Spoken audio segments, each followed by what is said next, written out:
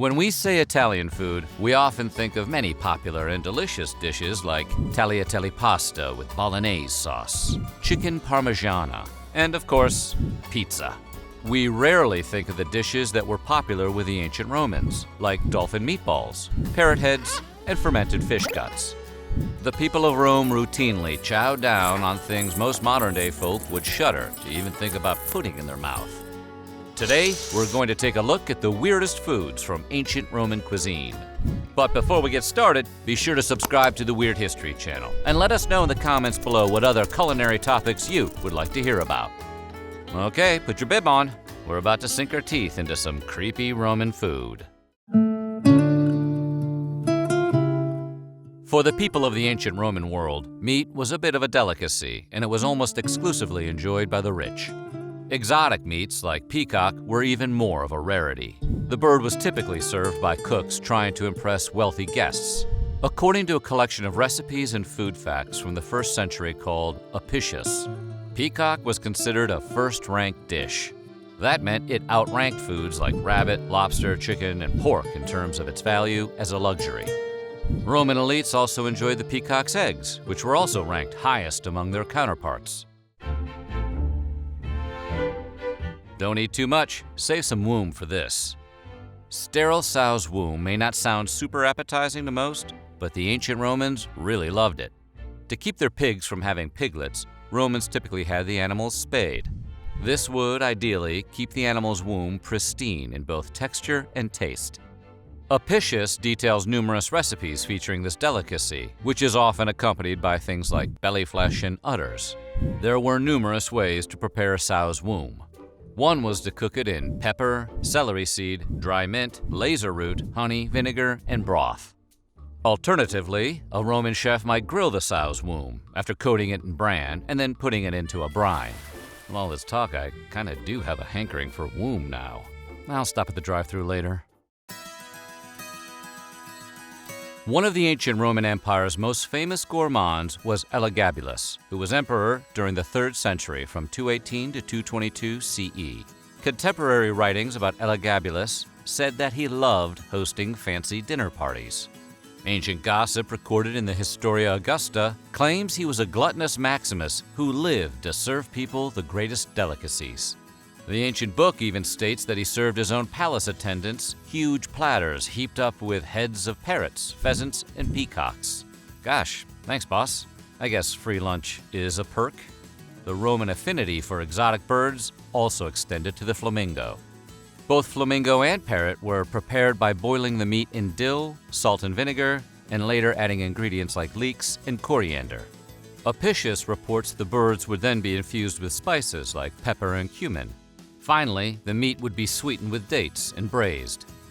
Some recipes added additional flavors like mint, celery seeds, and shallots.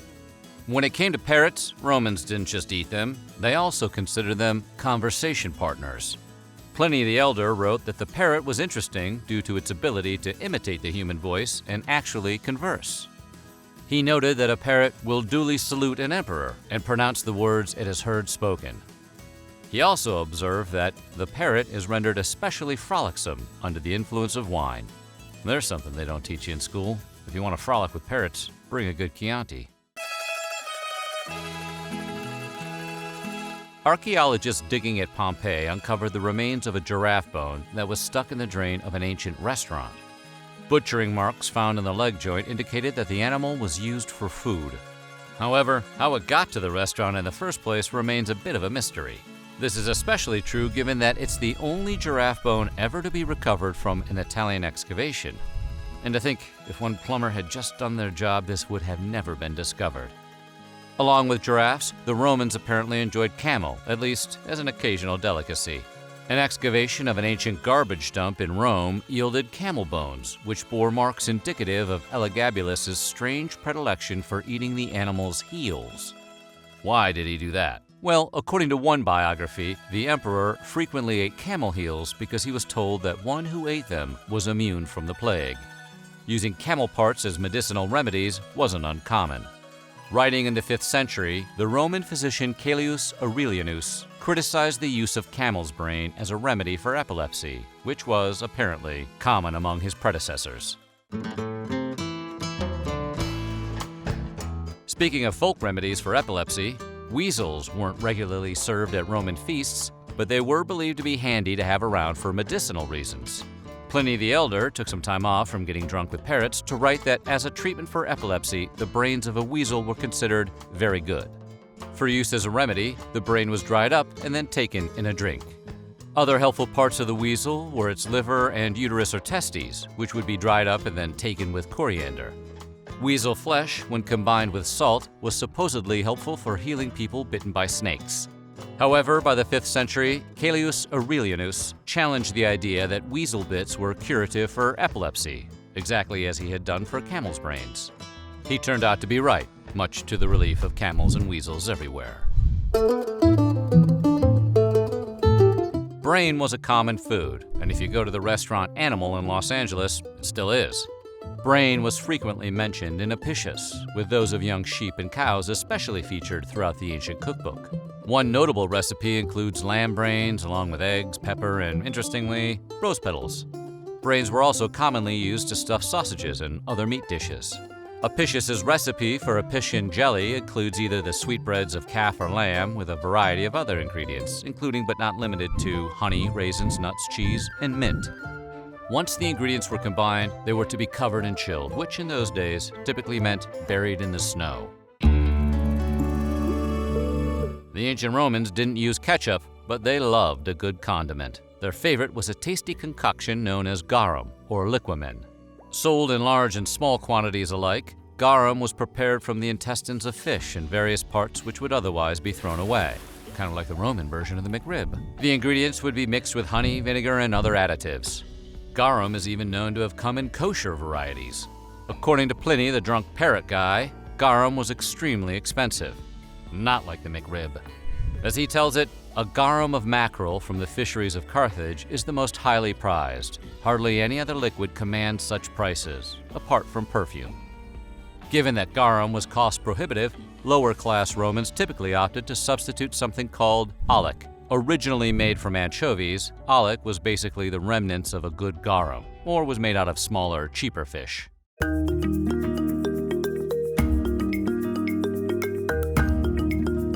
Romans loved seafood. They ate all varieties of fish and weren't above dining on a good dolphin if the mood struck. Dolphin, although not a fish, was also a popular ingredient in saltfish balls, which were commonly served in wine sauce. The recipe typically called for a mixture of fish flesh with spices like parsley, pepper, and mint. Once the ingredients were blended and shaped into balls, they would be poached in wine, broth, and oil. For what it's worth, dolphin was prohibited for use as food by legislation. However, wealthy citizens found ways around those laws. For example, one Rutilius Rufus was said to avoid those laws by buying from fishermen who used to be his slaves. Oh yeah, let's give the old slave boss a deal. Jellyfish weren't common on Roman menus, but when they did turn up, it was almost always part of a salad. Sea urchin was slightly more common. In fact, the same Pompeii excavation that dug up that freak giraffe bone also found the remains of a sea urchin. Apicius advocated using sea urchins on top of a mega casserole that included ingredients from brains to cheese. They could be boiled or eaten raw. Popular varieties included sea urchins stuffed with egg and honey, or simply dusted with pepper and salt.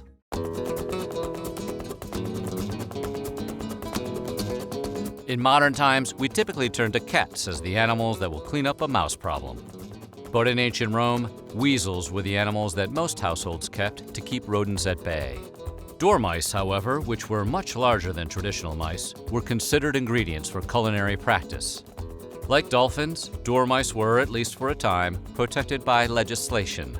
Didn't make much of a difference, though. Romans continued to hunt these adorable and apparently tasty critters anyway. In fact, in order to make sure the supply of yummy dormice didn't run out, Romans took to raising them at home. Hand-raised dormice were fattened up and kept in jars stuffed with acorns, beechnuts, or chestnuts. Once the mice put on enough weight, Apicius recommended stuffing the chubby mice with pork pounded with pepper, nuts, silphium, and broth. Blood pudding was kind of the pasta with butter of its era. The ingredients were readily available and the dish was considered very easy to cook. Sacrificed animals and those used in the arena were repositories of lifeblood, which was an important ingredient in such puddings as well as in blood sausage. Blood pudding and sausage could be purchased at the market, but the vendors who sold them were typically considered low on the social ladder. Kind of like an ancient Roman Jackius and the Boxius. Apicius suggests mixing blood with egg yolks, nuts, and spices, then putting the resulting sauce into an intestine and cooking that mixture to perfection.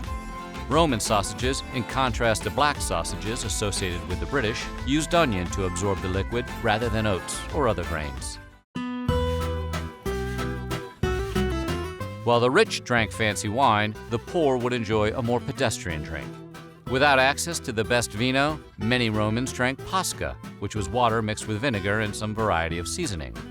Posca might include lemon juice, eggs, certain types of fruits, and sometimes wine. Easy to make, Posca was known as the drink of Roman soldiers, which is a great marketing slogan. It was known to energize and refresh the consumer and even disinfected non-potable water. Less appealing than Posca was Laura, a wine typically consumed by slaves. As the Mad Dog 2020 of its era, Laura was made by soaking seeds and other detritus from wine in vinegar, which was meant to seep out any latent flavor. Another animal imported from far away, ostrich was a rarity on Roman tables. The Roman physician and philosopher Galen found that ostrich was gross. He believed that they were hard to cook and didn't like that their flesh was, according to him, full of residue. On the other hand, ostrich eggs were highly valued and prized for their size and flavor. Unlike Galen, Apicius found some value in ostrich meat, offering recipes for boiled ostrich and ostrich stew. Emperor Elagabalus, for his part, loved ostriches. According to the Historia Augusta, he would sometimes serve them at banquets and often purchase their heads so he could eat their brains. If nothing else, you have got to respect that guy's curious palate. So what do you think? Which of these dishes sounded the most appetizing to you? Let us know in the comments below, and while you're at it, check out some of these other videos from our weird history.